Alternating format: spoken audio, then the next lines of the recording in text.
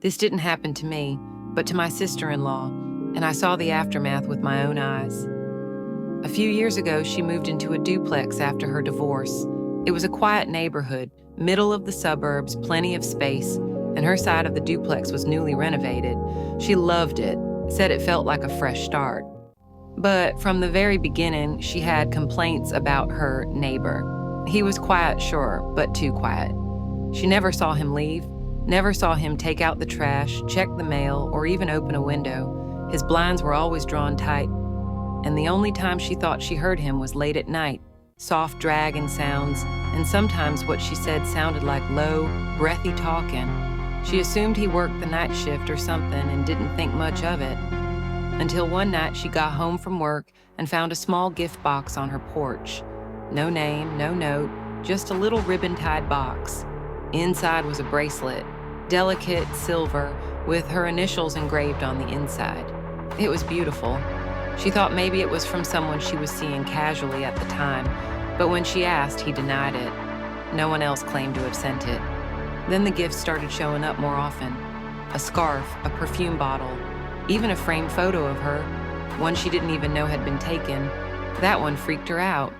She filed a police report, but they said there was nothing they could do unless she caught someone in the act. So she bought a security camera and set it up facing her porch.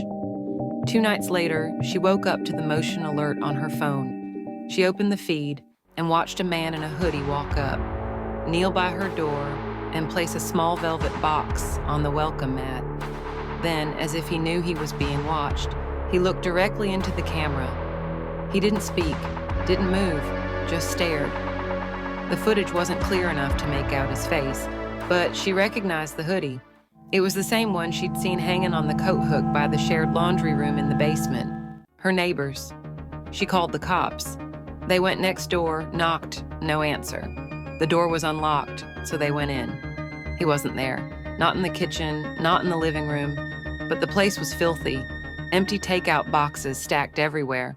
Dozens of printed photos of my sister-in-law were pinned to a corkboard in the hallway. Some had dates written on them. One had a red X through it. They found him later that night. Not outside, not in his car. He was inside the wall, literally. There was a narrow crawl space that ran between the 2 units. He'd ripped out a section of drywall in his closet and had been living between the walls, watching her through tiny holes drilled in the shared wall. Holes behind mirrors, behind the TV, even in the shower. He had a sleeping bag tucked into the space, bottled water, a small fan, and her missing underwear folded in a box beside him. They arrested him, of course, but my sister-in-law never went back. She grabbed what she could and moved in with us that same night.